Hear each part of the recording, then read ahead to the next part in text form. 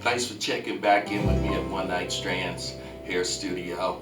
And this is another topic in our training workshop classes is that we're talking about today, choices. The last topic we talked about was finding a salon, finding a great place to go and work, some of the qualifying questions you need to ask. Now today it's all about choices. And what they always say is your choice will make a decision, and you need to be prepared for the consequences and the responsibilities that follow. So life is nothing about choices. Okay. For example, being on time. That it's such a hard topic for a lot of stylists to get because you're not really taught as a child to be on time. You just go, you do what your parents tell you, and then all of a sudden you go out into the world and they go be on time. Being on time is something that you have to work on.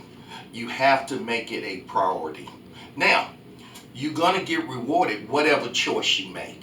So if you make a choice to be late, you're going to get rewarded. You'll get rewarded with not being credible to your clients. You can also get written up. You can also get suspended. You can also get fired. Just so that's your rewards for being late. Or you can make another choice to be on time and you're ready for your clients, you've got great credibility. And a lot of times when you're late, it shows a sign of arrogance because you think your time is more important than someone else. So when you're on time, especially for a new client, you're really setting an example and a standard, and you're representing your brand too. So think about that when you're about being on time. Very important. Now, you want to dress for success. I'm not telling you you got to wear an evening gown and dress up like you're going out to the club every night, but dress business professional. And then a lot of times, what I do, and just recommendation, is a lot of times I bring an extra shirt if I got a brand new client because that first impression matters. Also, too, you want to ask qualifying questions to your client when she sits in the chair. How does she find you? Because you got social media and all that. She might have saw you online, or she might have been referred to you, or she might have just walked by and seen your studio. So ask some qualifying questions and also ask what was her last experience with her last hairstylist. And the reason why you ask that question so you don't do the same stupid things that the last hairstylist did, like be late or be noisy or talk on the phone or have her kids there or whatever. You want to learn so you can kind of that helps you to be able to give her a great experience.